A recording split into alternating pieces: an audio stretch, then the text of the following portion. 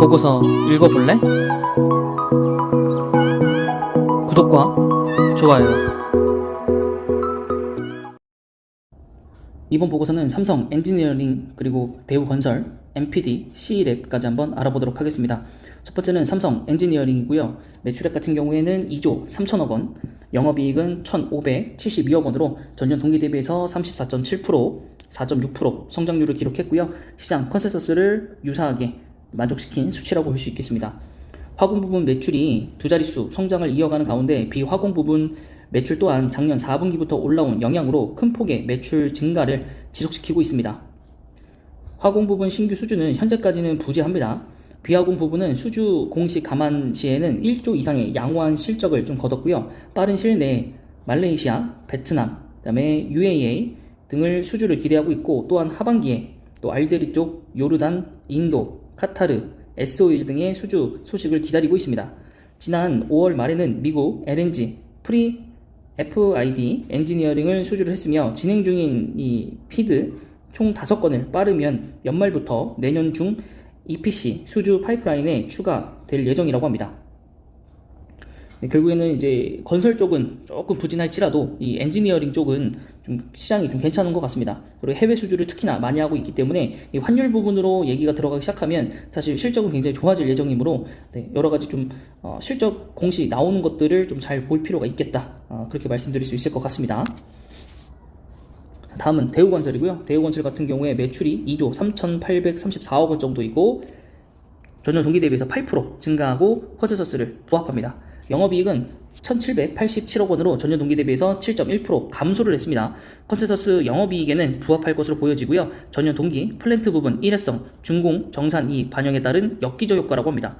그리고 주택 부분 건자재 가격 상승에 따른 예정 원가의 조정에 기인해서 영업이익이 좀 많이 떨어지는 것으로 나와 있습니다.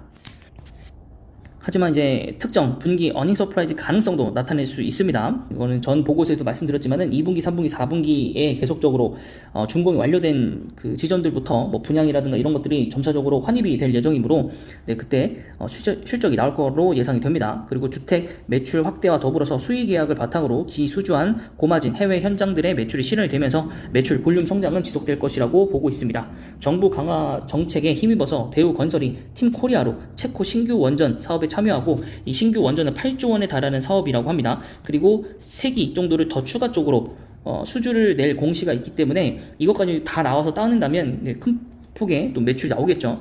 그리고 또한 원전 ETF에 편입이 되면서 수급 역시 확대가 되면서 모멘텀 피어 그룹들에 대비해서 좀 되살아난 부분들은 좀 긍정적이다라고 좀 보고 있는 것 같습니다.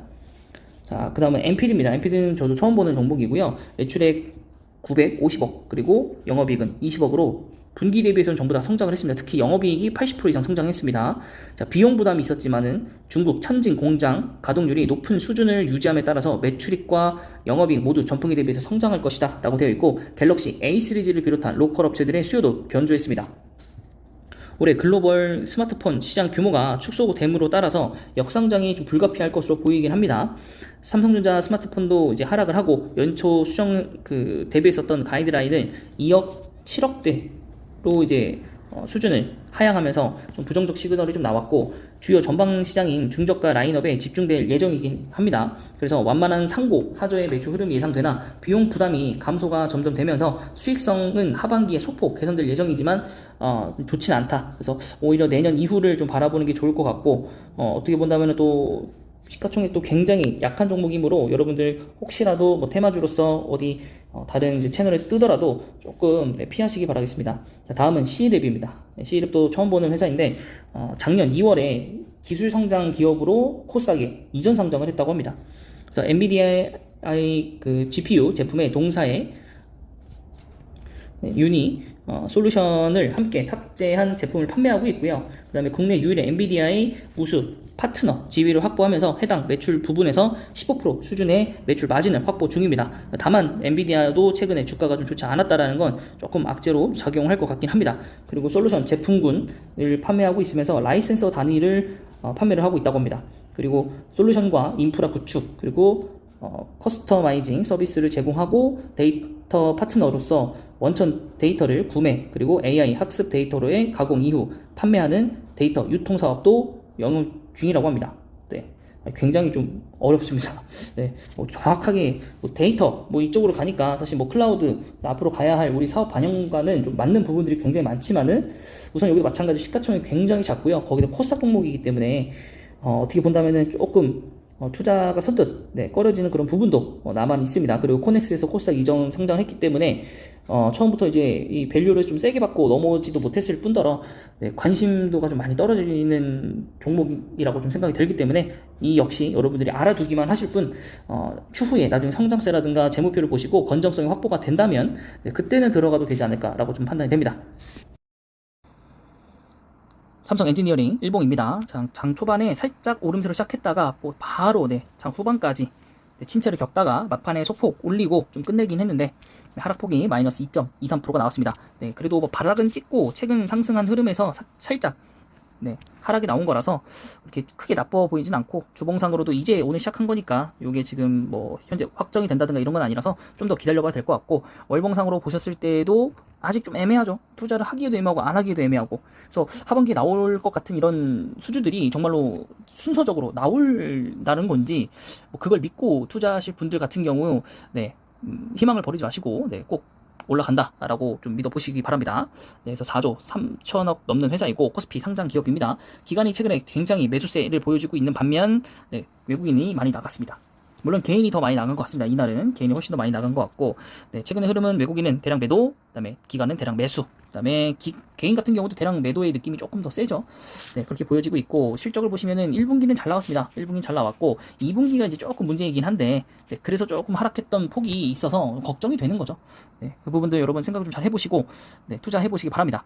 건설이라고 좀 보시면 안 될 것 같고 해외 수주 모멘텀으로만 대응을 하시기 바라겠습니다. 그 다음은 이제 대우건설 보도록 하겠습니다. 대우건설은 이제 분양 준공 이제 절차에 따라서 이제 환입이 시작이 될 텐데 오늘 똑같이 마이너스 2% 넘는 구간을 하락을 했고요.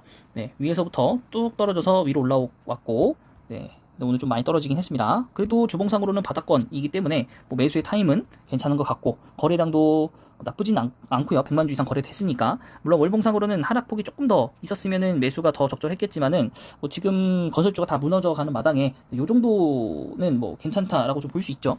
2조 3천억 넘는 회사이고 코스피 상장 기업입니다. 중흥 SC에게 인수된 회사이고요. 또 기간에 엄청난 매수세. 그리고 외국인은 좀 매도세가 좀 강하긴 하죠. 자, 그다음 대우건설은 아까도 말씀드렸지만 팀코리아로 체코 원전 사업 수혜 종목이기 때문에 향후에 이 원전에 대한 기대가 올라올 가능성이 있습니다. 그래서 1분기 실적 보시면 뭐 나쁘진 않았고요. 전년 동기 대비해서 나쁘지 않았을 뿐 직전 분기보다 소폭 상승을 했습니다. 문제는 여기도 마찬가지로 2분기 때 어떻게 될 것이냐인데 여기가 약간 미줄수인 거죠. 서프라이징이 터질 수도 있고 안 터질 수도 있고 좀 그렇게 보시면 될 것 같습니다. 만약에 2분기에 서프라이징이 안 터지면 3분기에는 터질 가능성이 굉장히 높습니다. 그래서 그 부분을 잘 체킹을 좀 하셔라 라고 좀 말씀을 드려야 될 것 같고요. 그 다음은 MPD 한번 보도록 하겠습니다. MPD 같은 경우 거래량 엄청 적네요. 뭐 뉴스도 별로 없고 하락만 쭉쭉 되어져 가고 있고 좀 위험하네요. 좀 위험합니다. 투자를 안 하시는 게 좋을 것 같고 시가총액도 너무 작고요. 외국인에 대한 걸로만 좀 나갈 것 같은데 좋지 않네요. 재무표 그래도 재무는 뭐 그렇게 나쁘진 않은 것 같은데 3천억 시가총액 400억 그쵸? 근데 영업이익 어쨌든 간에 한 80억 정도니까 조금 좀 많이 부족하긴 하네요. 매출액만 본다면은 뭐 시가총액 뛰어넘었기 때문에 뭐 이런 회사가 있나 싶기도 한데 영업이익이 그만큼 나오진 않고 S&K 폴리텍이 태제주주로 갖고 있고 여기는 좀 애매하네요. 어쨌든 간에 스마트폰이 또 다 감소되는 상황에 좀 투자하기란 좀 쉽진 않을 것 같고 그다음 C랩 클라우드 쪽은 한번 보실까요? 클라우드는 어떤가? 18,000원 18,000주 여기도 좀 많이 아쉽죠. 1분기 계속 하락이고 7만원에서 지금 7분의 1 토막 났네요. 와 반토막도 아니고 대박이네요. 와 장난 아니네요. 711억 아무래도 이때 뭐 이전 상장하거나 그런 거죠. 아까 읽어봤었을 때 그랬던 걸로 기억을 하는데 2월달쯤에 상장을 했다고 하고요. 그 공모가는 35,000원.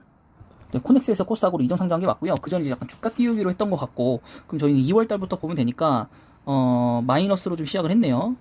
요때 상장을 했으니까 35,000원이 공모가라고 했는데 공모가를 거의 90% 80% 시작해서 여태까지 한 번도 수익이 난 적이 없는 것 같고 기간의 매수 살짝 들어왔고 그 다음 외국인은 약보합 정도? 매수세도 좋지 않네요. 거래량도 거의 없고, 호가창도 굉장히 이상하고요. 그죠? 이런 데는 들어가시면 안 됩니다, 여러분. 네, 그래서 무상증자도 뭐 결정했는데 이건 아마 그 상장 전이기 때문에 보실 내용들은 아닌 것 같고, 재무표 완전 좋지 않고, 네, 이 두 종목은 뭐 읽어봤지만은 뭔가 좋은 향기가 나는 것도 아니었고, 그렇기 때문에 여러분들 머릿속에서 좀 잊으셔도 될 것 같고요. 오히려 차라리 이 C랩 한 주 살 거면은 대우건설 두 주를 사고 말죠. 그죠? 그래서 삼성 엔지니어링과 대우건설은 여러분 판단의 여에 맡길 텐데요. 저라면은 대우건설이 더 낫지 않나라는 생각이 좀 듭니다. 대우건설. 그래서 여러분들 좀 합리적인 판단 좀 내리셨으면 좋겠습니다. 이번 보고서는 여기까지입니다.